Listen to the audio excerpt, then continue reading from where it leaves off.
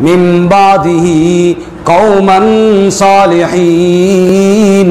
ضمیر نے اندر سے ملامت کی، کیا مشورہ کر رہے ہو؟ بھائی کے قتل کا پروگرام بنا رہے ہو.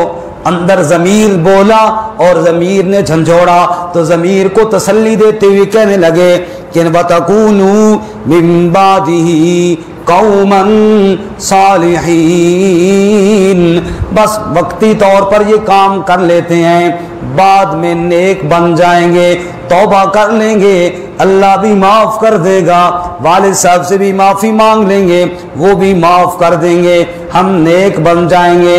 اور انسان کا نفس ہمیشہ یہ اسی طرح دھوکہ دیتا ہے، وقتی طور پہ گناہ کر لو، بعد میں توبہ کر لیں گے. یہی دھوکہ دیا یوسف کے بھائیوں کو بھی نفس نے.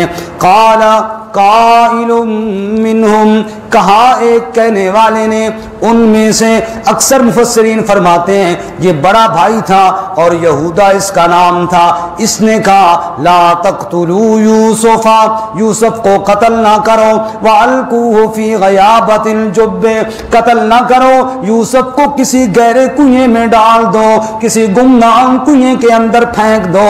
یلتقطہ بعض السیارہ، کوئی قافلے والے آئیں گے وہ یوسف کو اٹھا کر لے جائیں گے، تمہارا مقصد بھی پورا ہو جائے گا، باپ کی نگاہوں سے بھی دور کر دو گے، قتل کے گناہ سے بھی بچ جاؤ گے. چلو قتل والا جرم تو نہ کرو نا، کسی کنویں کے اندر ڈال دو.